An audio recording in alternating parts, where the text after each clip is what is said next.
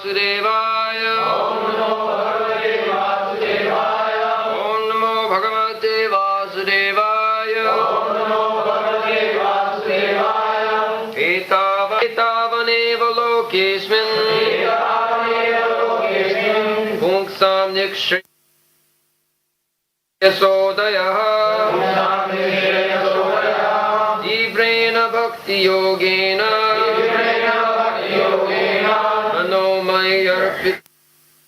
So for everyone's convenience, the class is Canto 3, Srimad Bhagavatam, Chapter 25, Text 44, The Glories of Devotional Service, Bombay, December 12, 1974. Stiram Etavaneva lokesmin Punksam nikshresodaya Divrena bhakti yogena Manomai arpitam stiram. Therefore, persons whose minds are fixed on the Lord engage in intensive practice of devotional service. That is the only means for attainment of the final perfection of life.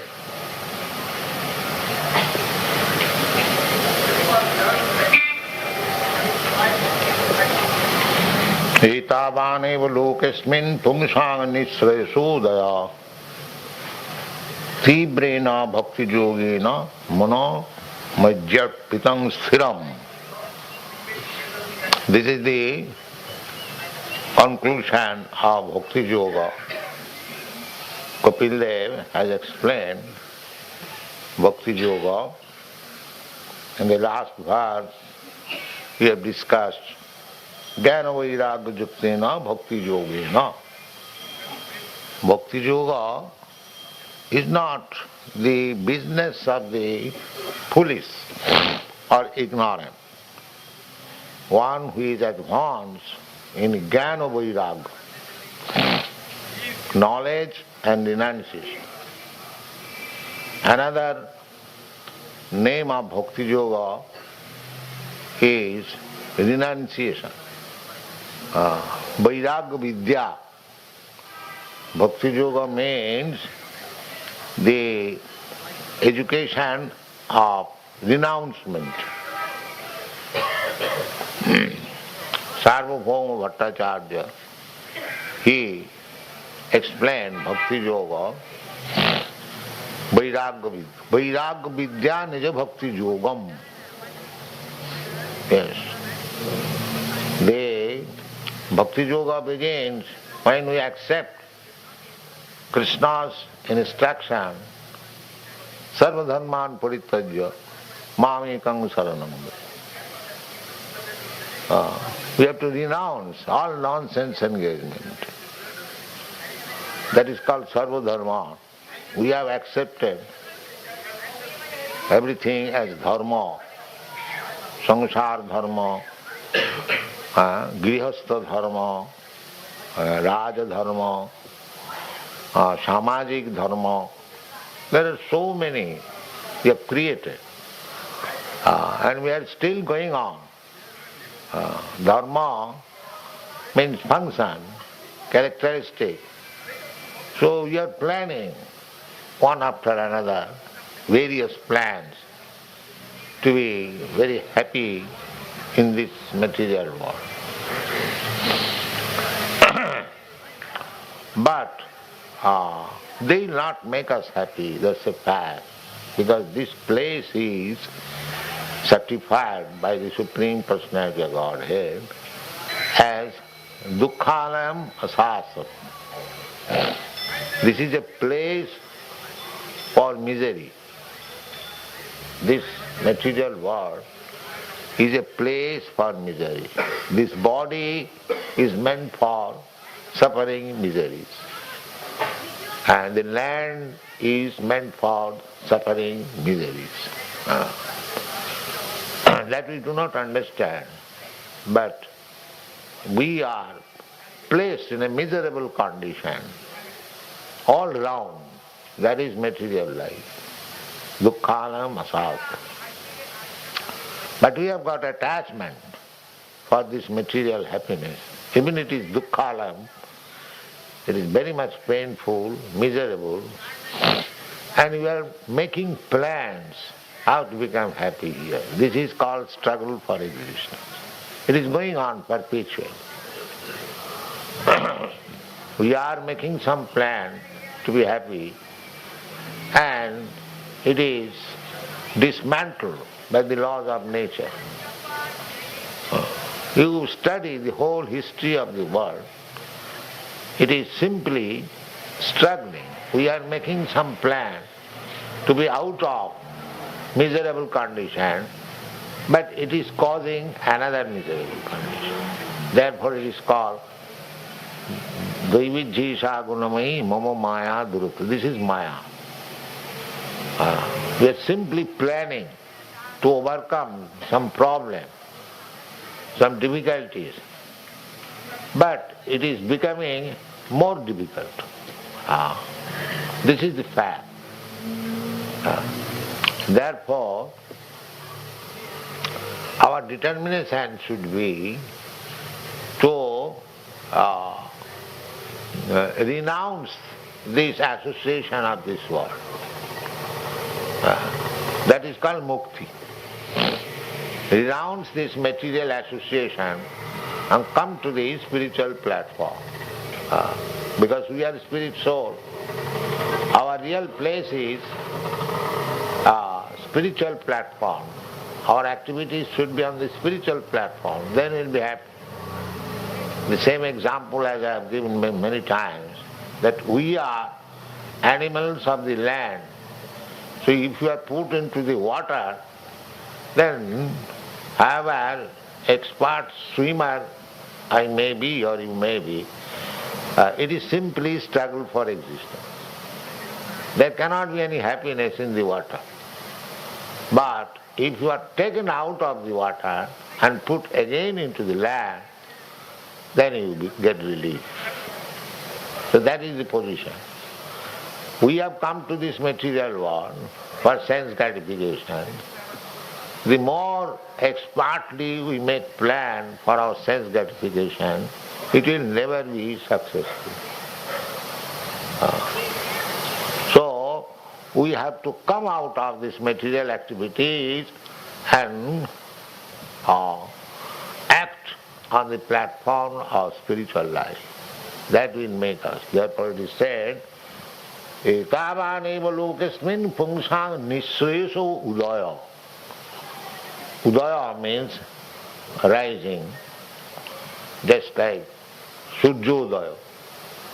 In the darkness, at night we are in the darkness. In the morning there will be Surjodaya, and then there will be light. So, this is conclusion that in this material world we are simply struggling for existence with a hope, future hope, that we shall be happy by this plan, but it will never be possible.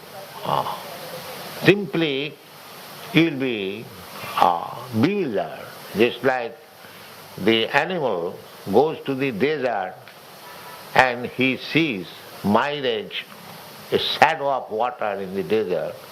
He is thirsty, he goes to the water goes again farther away, and he jumps over in this way, being thirsty, and in the hot sand he dies. This is called Maya Marichika. Our struggle for existence is like that. We are thinking, let me go a little further and we shall be happy. But actually, where is the water? There is no water in the desert. But those who are less intelligent, like animals, they seek happiness here in this material world. Just like the animal running after water in the desert. Maya Marichika. So these attachments, this false attachment has to be given up. And that is possible when we engage ourselves in the Bhakti Yoga. Bhakti Yoga. Itavaneva lokasmin pungsang nisresa udaya tibrena bhakti yogena. Tibrena, meaning very seriously, not superficially. Tibrena bhakti. Krishna wants to see that whether he has finished his all material desires. Then he is very much pleased. He says, Sarvadharman Parita. Sarvadharman means we have created so many dharmas. That is not dharma, that is dharma. We generally become so-called religious for artha, for money. Dharma, artha. Artha, money is required. Why? For sense gratification, kama. And when you are dissatisfied, then you want moksha. Therefore, we are actually busy with 4 kinds of activities: dharma, artha, kama, moksha. And above these, when we go above these, then bhakti begins. That is the beginning of bhakti. That one, nishraya. Shreya. Shreya means ultimate good. There are 2 things, Preya and Shreya. Shreya means ultimate good. If you act in such a way that ultimately you actually become happy, that is called Shreya. And if you want immediately some happiness, never mind what it will be in future, that is called Preya. So, less intelligent person or children, they want Preya. They do not want Shreya. A child is playing whole day, he likes it. That is Preya. And if you want to send him to school to be educated, he doesn't like. Because that is Shreya. Ultimate good. So nobody is interested. Still, the Shastra gives us an instruction that you try for the Shreya, don't be captivated by the Preya. Preya and Shreya. And this Shreya, the supreme Shreya is Bhakti Yoga.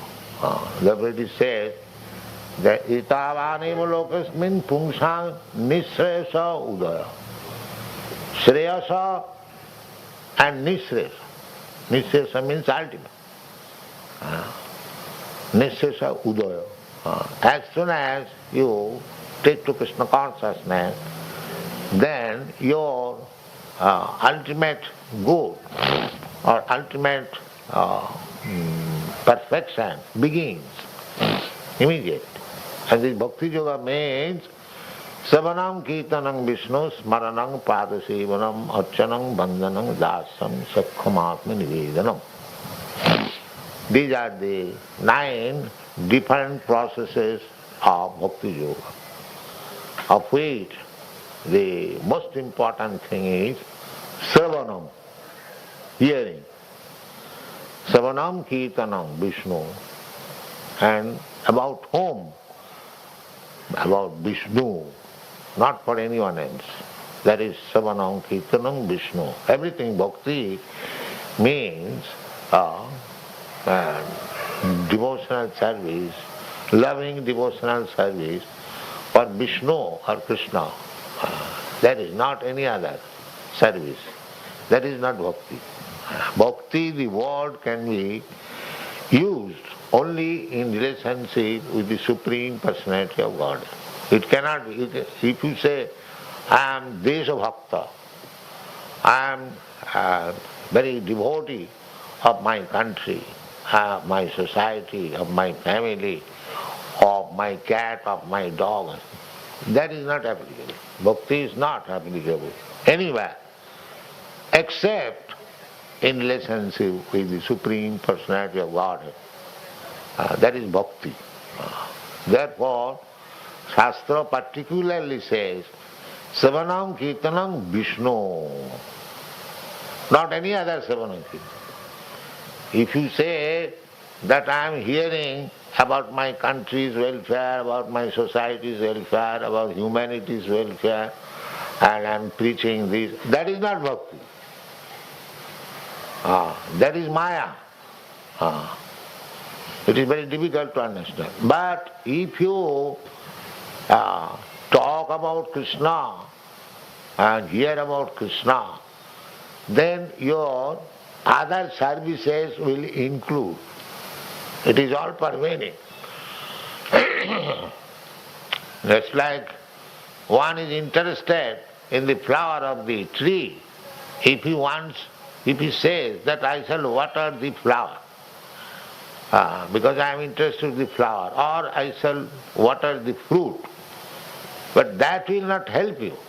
If you water on the fruit or on the flower because you are interested, the fruit also will dry and the flower also will dry. But if you water on the root of the tree, which carries the fruit and flower, your fruit and flower automatically will live. Similarly, if you render service to Krishna, bhakti, then your so-called social service, country service, family service, everything will be perfect. You don't have to endeavor separately for social service or any other service.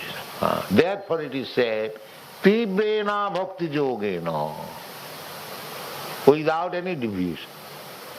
You don't think that if I simply become devotee of Krishna and worship in the temple, then what will happen to my country, what will happen to my family, what will happen to me, so many other things. That will be automatically served. If you serve here Krishna, then you will give the best service to your family, to your society. There are many instances. Just like Prahlad Maharaj was giving service to the Lord and his father was very angry and there was very much misunderstanding between the father and mother and the father and the son. Ultimately the father was killed by Nrsimhadev and Prahlad Maharaj saw it. But does it mean, superficially it appeared that Prahlad Maharaj did wrong because his father was killed before him? Suppose if your father is killed before you, and if you stand only, you don't speak any protest to protect the father, who will agree with your endeavor? Nobody. Everyone will say, you are such a coward that your father was killed before you, you did not protest, you did not try to give any protection. This is superficial. But actually, the son, Prahlad Maharaj, was giving the best service to his father. Best service. Because in the Shastra it is said that if a demon is killed by God, he immediately is liberated. Even though he was not liberated, thinking that he was very, very sinful, of course, he was liberated, but Prahlad Maharaj was thinking that my father was so sinful, so much against God consciousness, he might not be liberated. So, therefore, Prahlad Maharaj, when he was requested, when he was rather offered any benediction he wanted to take from Nrsimhadev, he refused. My dear Lord, please do not induce me in that way. I am born in a family, demonic family, to gain some material profit is my natural propensity, and you are the offerer. You are offering me, I can take anything from you, but this is not my business. Because I have rendered service to you, it does not mean that I will take some remuneration for you. This is business. Bonik, sabai bonik. This is mercantile man's. But I am your eternal servant. I do not expect any reward from you. But that Prahlad Maharaj, later on, he asked Nrsimhadev, my dear Lord, one thing I may ask from you. What is that? Now, my father was atheist number one, and he has committed so many offenses at your lotus feet. Now he is killed, so I want that he may be excused and given liberation.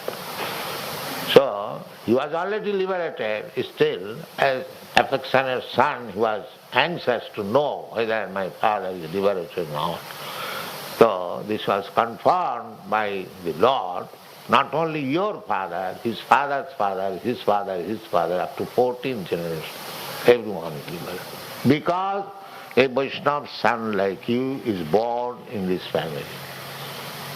So my point is, by serving the Supreme Lord, one gives the best service to the family.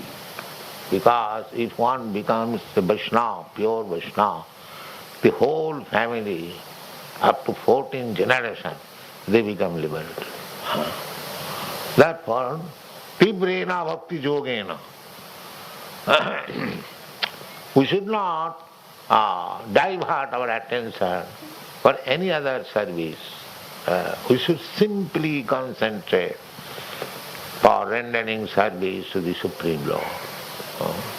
This is the conclusion. Tibrena bhakti yogena mana mai arpita. Mai unto me, the Supreme Lord. Krishna, this is Krishna consciousness. Always thinking of Krishna, Maya, that will help. Tibrena bhakti yogena. Always, that is also advised in Bhagavad Gita. Manvana bhavamad bhakta. Your mind should be engaged always in Krishna. Krishna or Rama, and which form you like, Vishnu form, or Lord Vishnu, Narayan, Kapil Dev, there are innumerable forms of God. Advaita yacchiti anadi ananta rupam. So, Ram, Nrsimha, Varaha, Krishna, Kapil Dev, Balaram, there are so many forms. So any one of them, whichever you like, everyone is just like Hanuman. He liked Ramachandra forms, and Arjun liked Krishna's form. But there is no difference between Rama and Krishna. Ramadi murtishu kala niyamena tishtan nana avatar makarat bhuvaneshu kintu. Sometimes foolish people question us that you are worshipping Krishna, why you do not worship Rama? But Rama and Krishna, there is no difference. But anyone has got his liking. Just like Hanuman has liking to worship Lord Ramachandra. And the gopis have the liking to worship Krishna. That does not make any difference. It is like Jijathamang Prapadda. Krishna, the Lord, appears in different way. Sometimes the gopi, the Krishna went away from the gopis. And the gopis were searching out Krishna. So in some place, Krishna was sitting in the Vishnu form. So the gopis passed through that deity and they did not offer much respect. Oh, he is Vishnu. All right, namaskar. Because they wanted to see Krishna. There is no difference between Krishna and Vishnu, but every devotee has got some inclination. They love Krishna. Ramadi murtishu kala niyamena tishtan. So therefore Krishna is all pervading in different murtis. Therefore in the Vaishnava Sampradaya, some of them they worship Radha Krishna, and some of them worship Sitaram, and some of them worship Lakshmi Narayan, some of them worship Rukmini Krishna.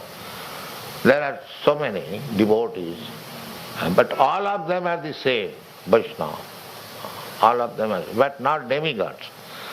Vishnu, so chanting Bhakti Yoga means to chant Vishnu, Savanam Kirtanam Vishnu, and Vishnu has got so many forms. So either you chant Hare Ram or you chant Hare Krishna, it is the same. There is no difference. Sometimes they first of all place Hare Rama, Rama Rama, Hare, and sometimes they place Hare Krishna, Krishna. There is no difference. Sometimes they say, no, it should be Hare Rama first. Sometimes they know Hare Krishna, but that is not very important, childish. Either you say Hare Ram or Hare Krishna, the same. So this is to be done. Tibrena Bhakti Yoga. So Bhakti Yoga begins with hearing. Savanam Kirtanam. And if you have heard from the right source, and if you are convinced, then automatically you'll try to perform Kirtan. Kirtan means glorify. If you have attained life, or to preach. Anyone who has listened from right person, authority about Bhagavad Gita, Srimad Bhagavatam, about Krishna or about Rama, you'd like to preach that. That is automatic. Glorify. That preaching is required. That is called Kirtan. Kirtan, simply preaching, glorifying, or speaking about the Lord, that is also Kirtan. And performing Kirtan as we do here in the temple with Mridanga and Kartar, chanting, that is also Kirtan. Sukadeva Goswami explained Srimad Bhagavatam to Parikshit Maharaj.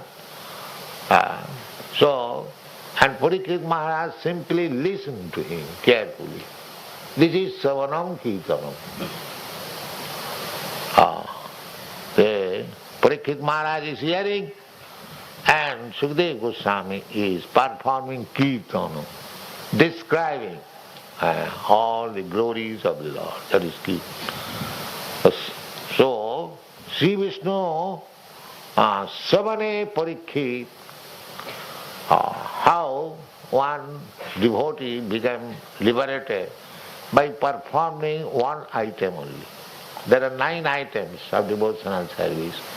Savanam Kirtanam Vishnu, Smaranam Padasevanam, Archanam Bandhanam Dasam Sakham Atma Nivedanam.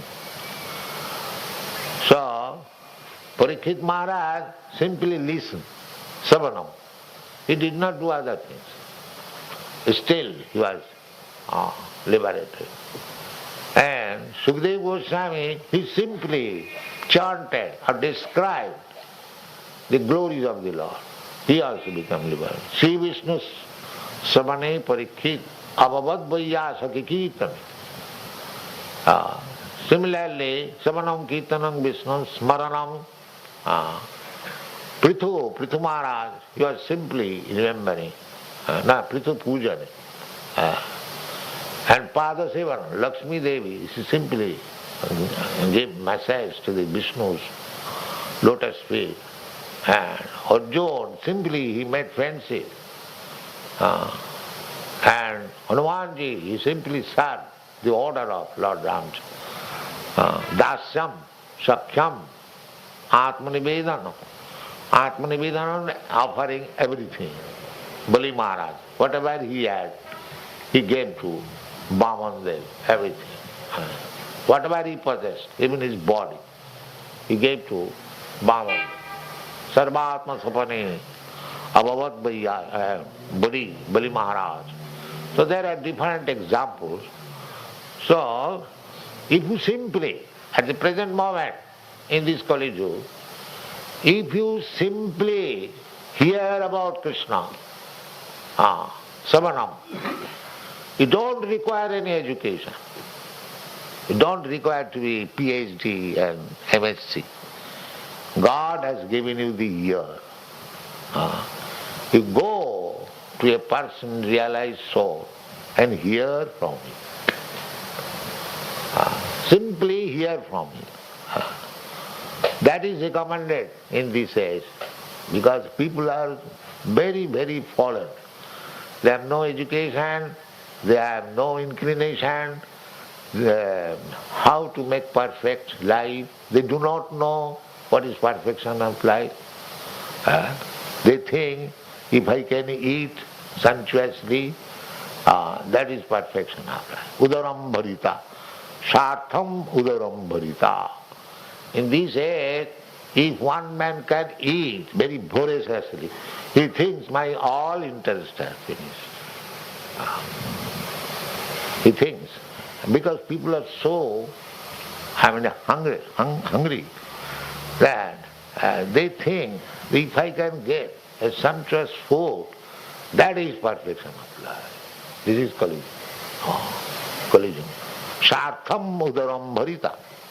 That is stated in this one. One will feel that my all interest is now fulfilled because I am voraciously eating. So, we are hearing. This is one thing. Chaitanya Mahaprabhu recommended this process. That whatever condition you are, it does not matter.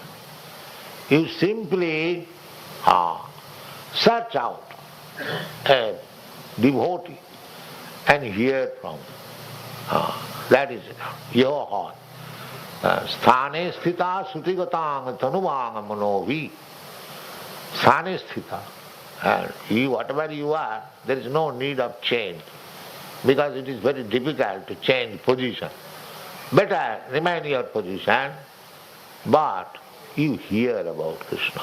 That is our movement. Krishna consciousness movement is to give chance people to hear about Krishna. So many ways. Then even Krishna is Ajita. Nobody can conquer him. Simply by hearing, you conquer Krishna.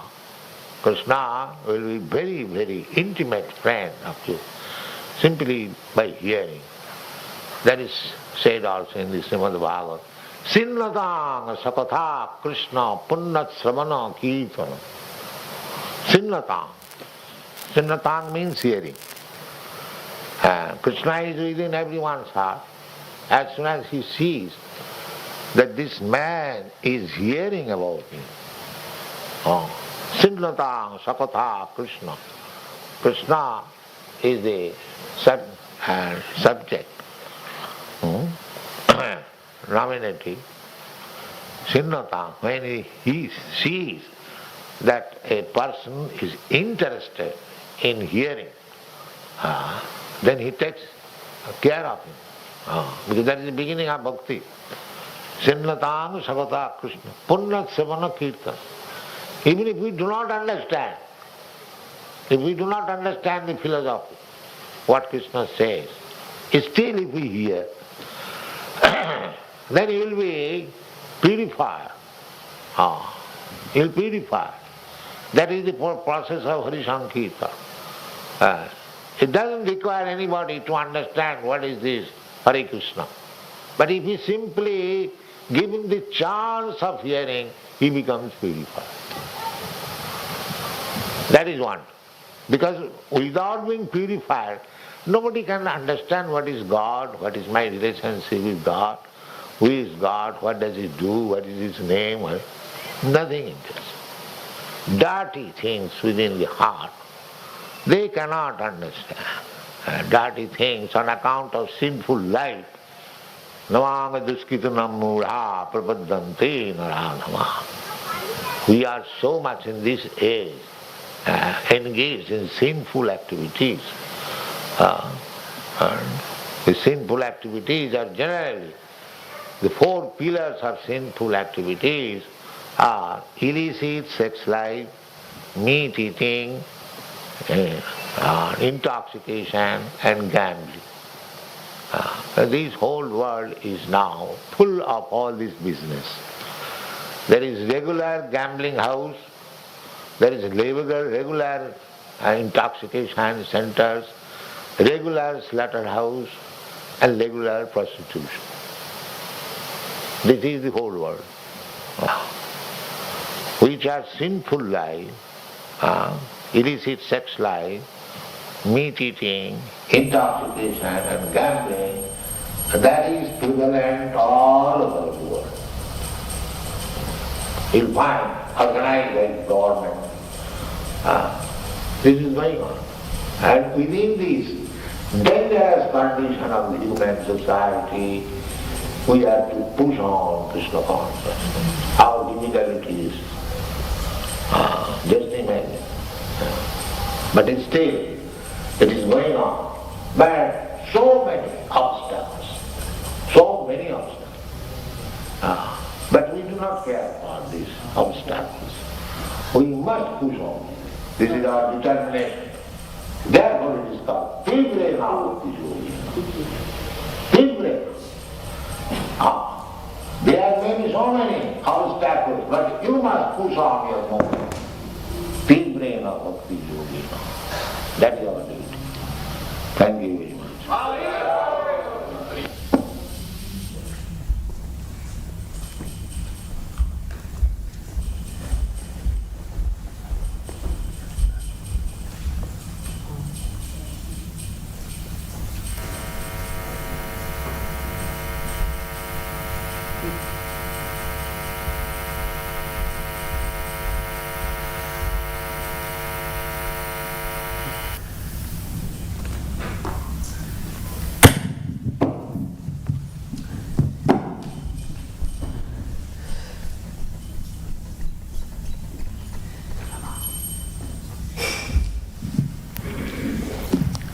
Hare Krishna. Okay, so I thought we'd just go through the translation again, just to remind everybody before we go into the purport. And what I wanted to actually do is just go through a few points that I actually picked up on and a few questions that I had based off of that, just so that we can all just really delve deeper into trying to understand the purport and what not the purport, but the lecture that Srila Prabhupada has given us. So the translation for Canto 3, Chapter 25, Verse 44. Therefore, persons whose minds are fixed on the Lord engage in the intensive practice of devotional service. That is the only means for attainment of the final perfection of life. So, in the initial stages of the lecture, Srila Prabhupada talks about how Bhakti Yoga means renunciation from material association. And he also talks about how we've created so many different dharmas, family dharma, society dharma, etc., to create material happiness for us, but we actually don't see it a lot. What happens is that we end up suffering. But the question I have here is that despite the fact that Srila Prabhupada has just mentioned that the laws of nature dismantle that happiness that we get, we find that even when we're practicing devotional life, even for many years, 5, 10, 15, 20 years, sometimes we look at the materialists and we think that they seem happier than us. So what's actually going wrong if we're practicing devotional life but we still feel like the materialists are happier than us?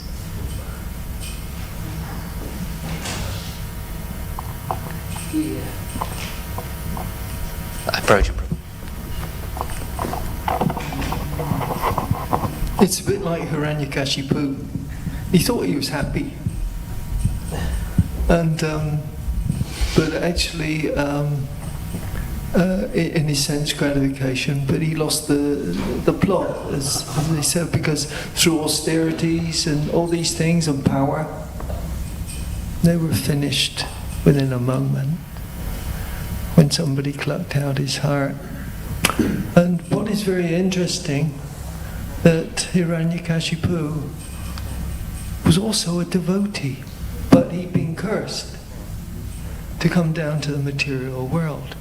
And yet, as a demon, he was saved by another devotee, Prahlad Maharaj. So,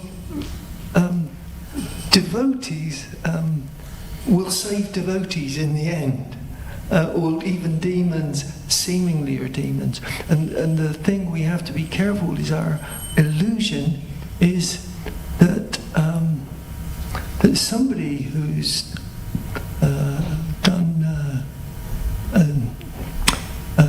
naughtiness in their ISKCON career, no, it's not finished. Somehow or other, they'll come back and another devotee will deliver them. So devotees deliver devotees, even the most fallen devotees when they come back. There's a rescue plan that Prabhupada has devised in ISKCON, that actually that we can be rescued by each other. It's not all lost at the end of this life, even though we've done a misdemeanor, that somehow there is that other thing that we have lessons to learn in each lifetime, and maybe another devotee will deliver this fallen soul one day. So it's a very interesting prospect. Thank you, Prabhu.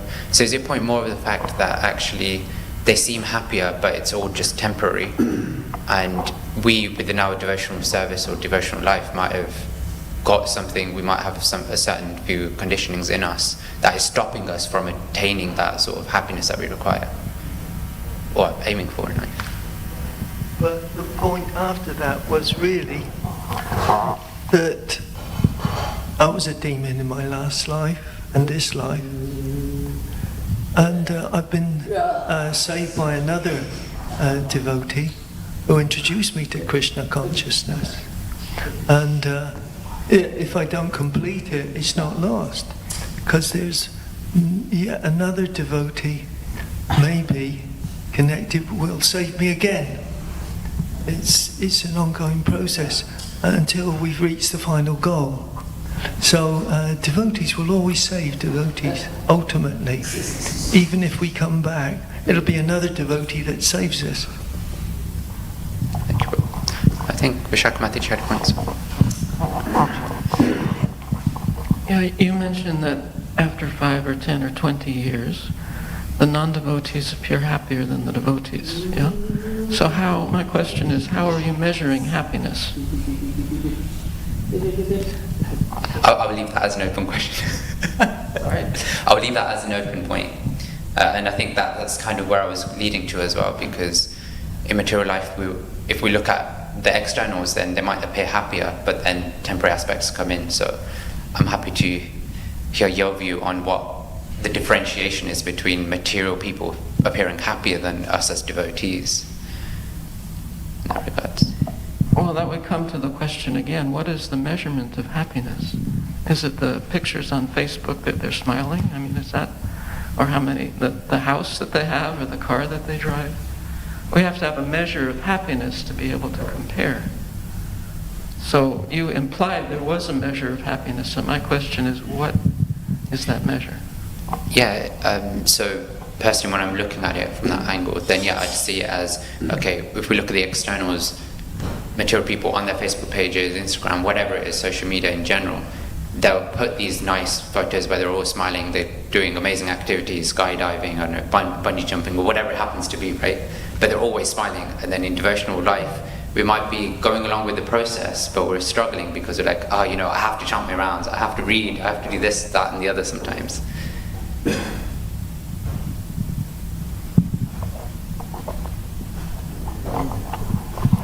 guess one thing about happiness is whether if it's happiness in what mode of material nature it is in, mode of goodness, passion, or ignorance. So for the materialist, it's a short burst of happiness. For those in mode of goodness, it's more maintained, more longer duration. Thank you. Hare Krishna. I think Prabhupada distinguished between Kriya and Shreya. So this idea that the child wants to play all day, whereas actually the child needs to go to school. So the devotees engaged in Shreya, which is the ultimate good, but in the temporary situation, the ultimate good might not be the most, essentially pleasurable, but it's the only way you can actually be happy. Yeah, thank you. The other term that comes to mind is Japaloshoka, where it's just flickering happiness, because they might be happy for 5-10 minutes, but then afterwards they just go through the suffering. Whereas we as devotees, as Prabhupada was mentioned, we're actually aiming for a higher purpose, higher sort of goal, higher sort of happiness, which we might feel like it's not happiness today, but ultimately as we practice the process, we go through it, then we realize that actually we're much better off than materialists.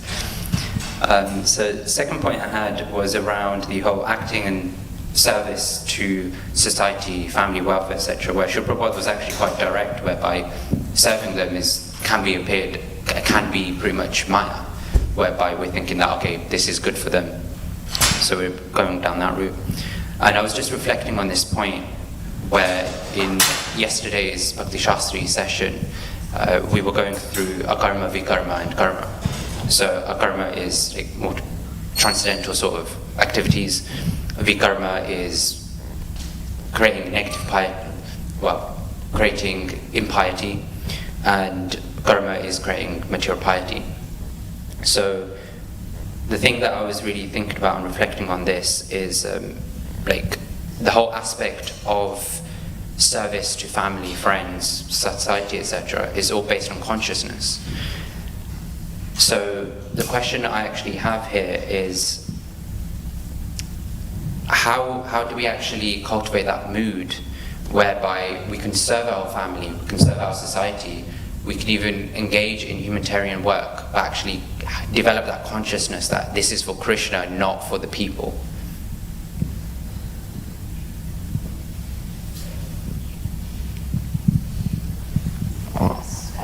Is that verse? Trinadapi suni chanatari vasajnuna manina manadina kirtani shadar.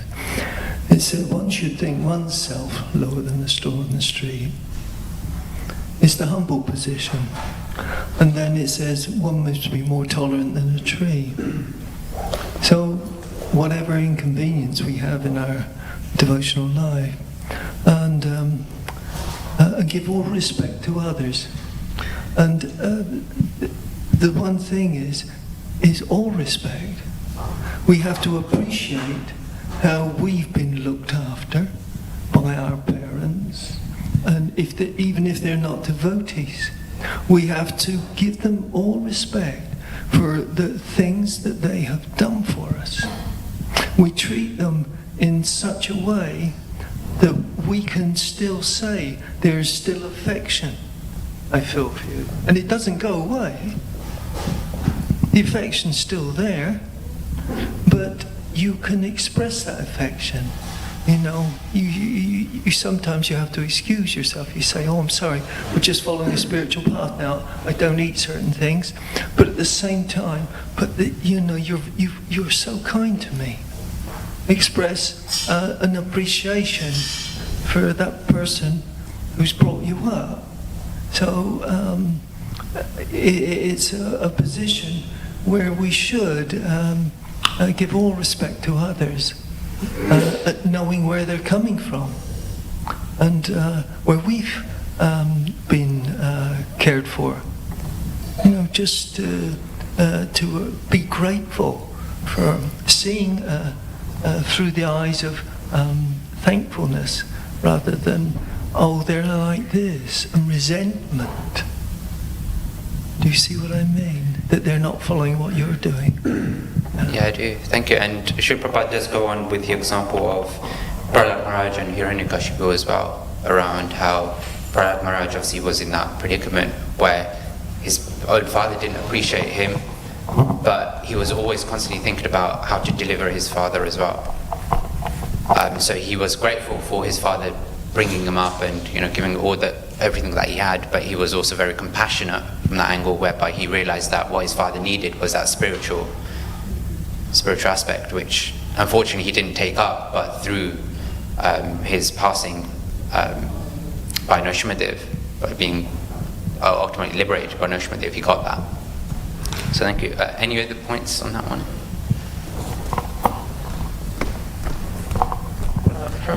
From your question, I think of the verse, work has to be a sacrifice for Vishnu, otherwise work binds one in this material world. Chapter 3, text 9. Therefore perform our duties for his satisfaction and remain free from bondage. So it's a question of being educated to know who to be conscious of while we're doing our apparently mundane activities. Thank you. I'm just conscious of time. I'll just end on one final one. So at the end, Srila Prabhupada talked about the 9 processes of devotional service and how he gave a lot of examples where certain devotees have practiced one specific path, whether it's Shravanam, Kirtanam, or Sivanam, etc., and they've attained perfection. And then he goes on about how in this age, like the one thing that we should be doing is hearing. But then we also get told, and we hear about how the Yuga Dharma is actually to chant the holy names. So how do we reconcile the two together?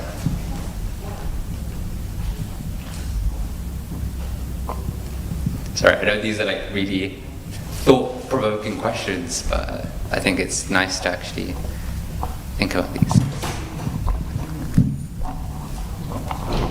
I know, all I know is that when you do deity worship, I've always been taught this. I don't know where the reference is, but I've always been taught this. When you do deity worship, it's not complete without chanting of the holy names. That's a nice point actually, because we should be chanting in whatever activities we do. That's one thing I've shared as well. I think David Prabhu had a point on this. Hare Krishna.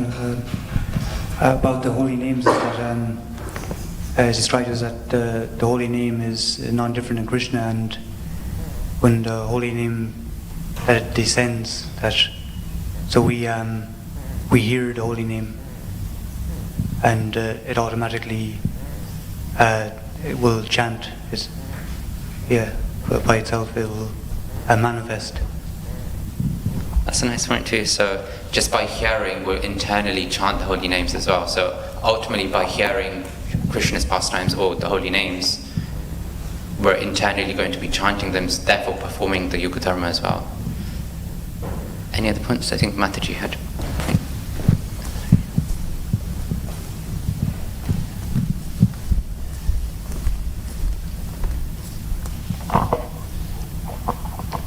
And we can't chant before we've heard. We have to hear the holy names, the Maha Mantra, in order to be able to chant them. So the sequence is quite logical. That's nice. I think Mataji also had a point. Krishna, thank you very much. Actually, listening empowers you to chant more properly and more sincerely, and chanting sincerely empowers you to listen properly, and they are kind of really very much connected. And yeah, this is the same actually. Hare Krishna. Thank you. Yeah.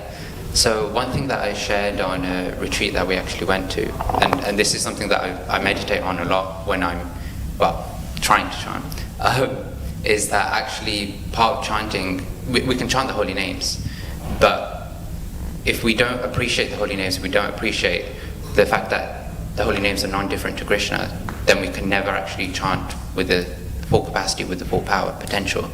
And I think part of it, for me at least, was that by hearing about Krishna's pastimes, by serving Krishna, whether it's deity forms or any of the other 9 processes, we actually chant better.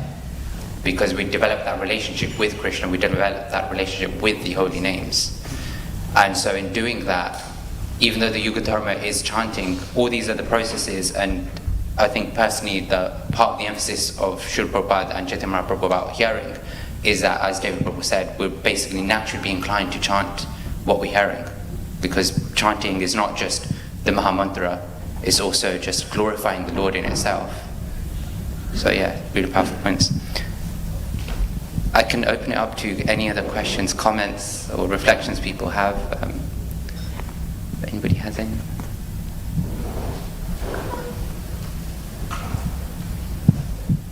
Okay.